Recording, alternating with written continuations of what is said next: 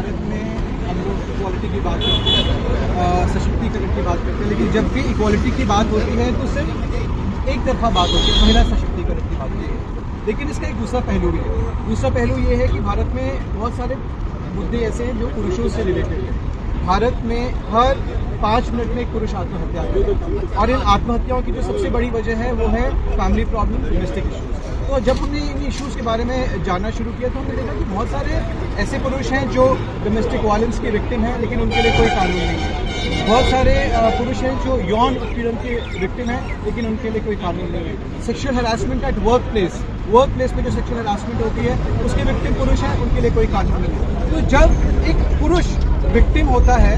तो उसके लिए कोई कानून नहीं है, और जब एक महिला विक्टिम होती है तो उसके लिए कानून भी है, उसके लिए सोसाइटी भी खड़ी होती है, उसके लिए मीडिया भी खड़ा होता है, पुलिस थाने बने हुए हैं, महिला थाने बने हुए हैं, अच्छी बात है। लेकिन कहीं ना कहीं पुरुषों को ये लगने लग गया है कि हमारी सुनवाई क्यों नहीं है,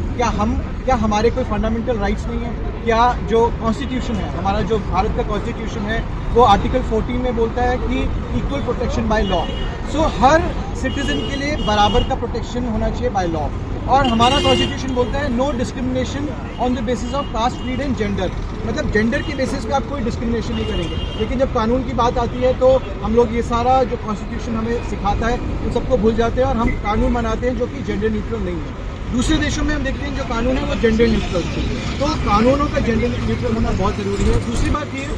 आजकल जितने भी ये जेंडर बायस कानून है, चाहे वो दहेज उत्पीड़न का कानून हो, चाहे वो यौन उत्पीड़न के कानून हो, चाहे वर्क प्लेस हरासमेंट के कानून हो, हम ये देख रहे हैं कि कोई भी मनमुटाव हो, कोई भी आपसी रंजिश हो, कुछ भी वजह हो, उसको एक झूठे केस में तब्दील कर दिया जाता है। पुरुषों और महिलाओं के बीच में कोई भी वाद विवाद हो उसको एक झूठे केस में तब्दील कर दिया जाता है। एक स्टेटमेंट के बिना पे एक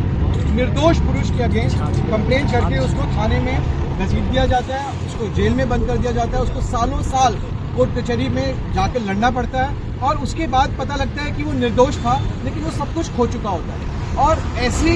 सिचुएशन में हम देख रहे हैं कि समाज में एक तरह का जेंडर वॉर शुरू हो गया। तो हम इसी मुद्दों पे काम कर रहे हैं, और ये जो आज हम बाइक राइड, जो हमारे साथ 2 राइडर्स जुड़े हैं, अमजद जी और संदीप जी, ये हमारे साथ हमें सपोर्ट करने के लिए राइड शुरू आज कर रहे हैं यहाँ से दिल्ली से, और 15,000 किलोमीटर ये लोग जाएंगे ऑल ओवर इंडिया इन्हीं मुद्दों के बारे में बात करने के लिए, इन्हीं मुद्दों के बारे में जागरूकता फैलाने के लिए, और लोगों को बताने के लिए कि अगर आप प्रताड़ित हैं तो हमारी NGOs भी आपकी सपोर्ट के लिए हैं, और लोगों को ये भी बताने के लिए कि इस चीज़ की क्या इंपॉर्टेंस है, और पुरुष आयोग जो हम जिसकी डिमांड कर रहे हैं नेशनल मेंस कमीशन, उसकी क्या इंपॉर्टेंस है।